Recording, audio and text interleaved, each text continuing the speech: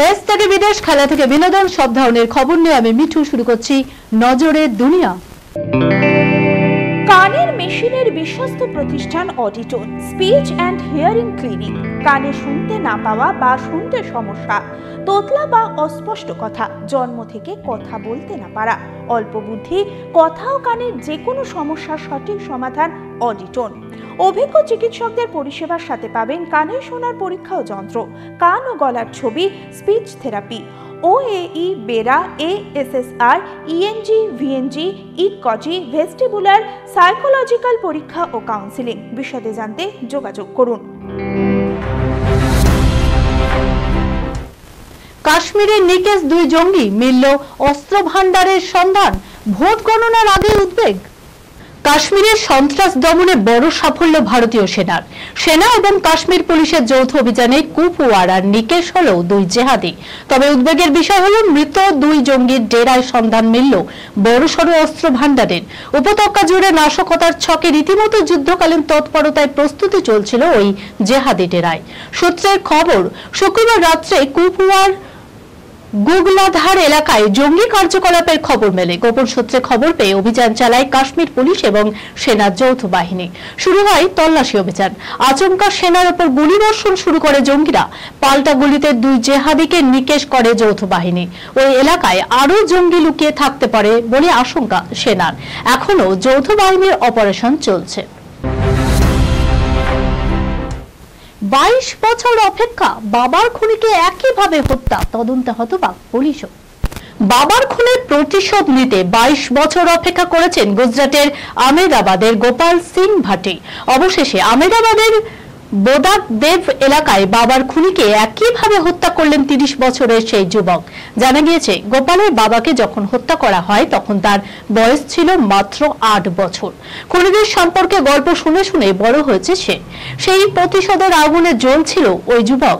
Police সূত্র খবর, গোপালের বাবার খুনি নাখাত সিং ভাটির বয়স বর্তমানে 50। আহমেদাবাদের থালতেজ এলাকায় একটি আবাসিক কলোনিতে নিরাপত্তা রক্ষীর কাজ করতেন তিনি। গত মঙ্গলবার বিকেলে যখন একটি পিকআপ ট্রাক তাকে চাপা দেয় তখন তিনি সাইকেলে যাচ্ছিলেন। প্রাথমিকভাবে নাখাতের মৃত্যুকে সকলের দুর্ঘটনা বলে ধারণা করেছিল, কিন্তু নাখাতকে চাপা দিয়ে দৌড়ে পালানোর চেষ্টা করেছিলেন অভিযুক্ত গোপাল। তখনই পুলিশ তাকে আটক করে। ঘটনাটির তদন্তে নেমে চমকপ্রদ তথ্য পায় পুলিশ। ঘটনাস্থলের কাছাকাছি অবস্থানে থাকা একটি সিসিটিভি ফুটেজ দেখে তদন্তকারীরা বুঝতে পারে এটি একটি সুপরিকল্পিত হত্যাকাণ্ড। সন্ধে পুজোর আরতিতে 108 জন নারী। ওয়াশিংটনের ঐক্যতানে দুর্গাপুজো করেন মহিলা পুরোহিতরাই। পৌরোহিত্যে লিঙ্গ বৈষম্যের আধার ঘুচিয়ে ওয়াশিংটনের সিয়াটেলের ঐক্যতান ক্লাব নারী শক্তির পুজোয় মেতে উঠেছে। উমা এখানে পূজিত হন নারীদের হাতে। প্রিয়াঙ্কা গঙ্গোপাধ্যায় ও অন্বেষা চক্রবর্তীরাই এখানে পৌরোহিত্য করেন। শারদ মরশুমে ঘন কাশবন সুদূর মার্কিন যুক্তরাষ্ট্রে নেই বটে, তবে আগমনী সুরে মাতোয়ারা হয় ঐক্যতানও।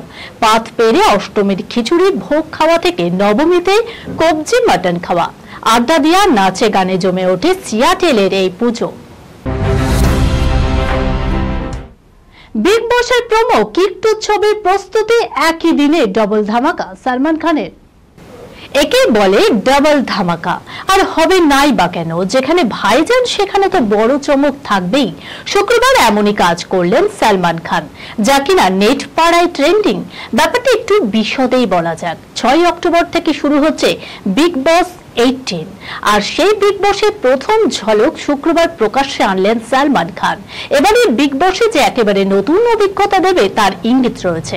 এমনকি ইঙ্গিত রয়েছে বিগ বসের মাধ্যমে বহু বছর পর পর্দায় ফিরছেন অভিনেত্রী শিল্পা শিরোদ্কর। তবে এখানেই শেষ নয়, চমক রয়েছে আরো। শুক্রবার প্রকাশ্যে এলো সালমানের কিক2 ছবির ফটোশুটের ঝলকও, যেখানে দেখা গেল স্যান্ডো গেঞ্জি পরে একেবারে বাহুবলী রূপে সালমান খান। বক্স অফিসকে নিজের হাতের মুঠোয় নিতে নানাভাবে প্রস্তুতি নিচ্ছেন সালমান। কখনো টাইগার হয়ে ফিরছেন, কখনো সিকান্দার হয়ে মারকুটের সংগ্রাম। আর এবার একেবারে নতুন খবর, হিরোর অবতার ছেড়ে সালমান নাকি এবার ভিলেন রূপে আসছেন। হ্যাঁ, গুঞ্জনে তো তেমনটাই শোনা যাচ্ছে। এই খবরের সঙ্গে শেষ করলাম আজকের নজরে দুনিয়া। আপনারা দেখছেন TV24 বাংলা, সংবাদ বিনোদন সারাদিন সারাক্ষণ।